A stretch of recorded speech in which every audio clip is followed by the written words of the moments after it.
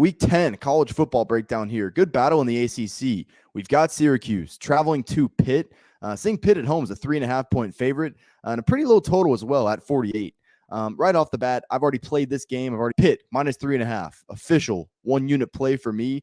I know sentiment is low on Pitt, but I'm really not afraid to back them here. They're coming off a tough 2-game road stretch where they really were in each of those games and just poor play in the second half lended them to losing both. But I still like a lot about this Pitt team. Specifically in this matchup, what do we know about Syracuse? Each of the past 2 weeks, they've played teams that are very physical in the trenches, and they've been outmatched. And that was really true last week. I mean, if you watch that Notre Dame game, we were on the Fighting Irish in that spot. And for many of the same reasons, I'm going to be on Pitt here. Syracuse is weak in the trenches. Allowed 4 sacks last week to Notre Dame, allowed 5 sacks to Clemson, even against Virginia earlier in the season, allowed 6 sacks in that game. This is not a good offensive line. So much so that Dino Babers pulled Garrett Schrader out of that game last week in the third quarter because, he couldn't protect, the quarterback can't protect himself playing behind this offensive line. Sean Tucker, who's a very talented back, he's received just 21 carries in their 2 biggest games of the season because Babers does not trust what Syracuse has up front. Pittsburgh's had a pretty consistent pass rush this year, but I don't even think they've scratched the surface as to what they're capable of in that area. They were great at getting after the quarterback a year ago, and I think they still have the horses to be able to do it. And I think we're going to see that pretty good and true in this matchup.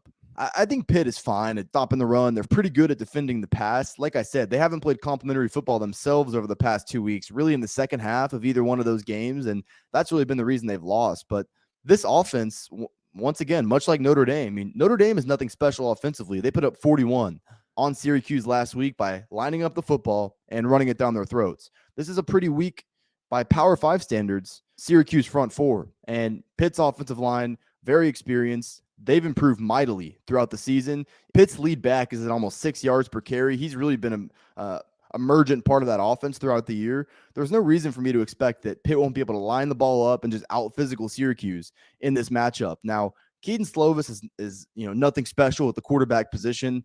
He hasn't played great for Pitt here these past few weeks. You have to give Syracuse credit. The one thing I think they do really well defensively is in their secondary. They really limit explosiveness over the top. We've even seen that in some of their tougher matchups. I will say, I trust Pitt's run game enough to where if you repeatedly beat a team on the ground and up front the way I think they're going to in this game, that's going to open up the vertical passing game somewhat. And worth noting as well, Syracuse's top cover corner, Garrett Williams, he went down again last week in that game against Notre Dame. Second straight week, he had to leave the game early. He's not 100% to go in this matchup, and I think that definitely hurts Syracuse on the back end as well. This is not really reactionary to what we've seen from Syracuse the past few weeks. If anything, I just think they're going up against another physical team up front on both sides of the ball. And as we've seen the last 2 weeks, that's not a good matchup. I think this line should be closer to 7.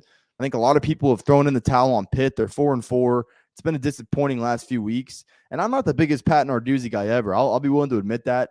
In this matchup, though, with their advantage in the trenches, they're back at home. There's a good bounce back spot for them against a team that's really reeling. And I don't know what 1 week is going to do for Syracuse to find answers against teams that are styled like Pitt. So I'm on the Panthers minus 3.5 at home. I would lean towards the under as well. I just don't think either one of these teams is built to create explosive plays through the air. With that said, I think that's going to remain a lean.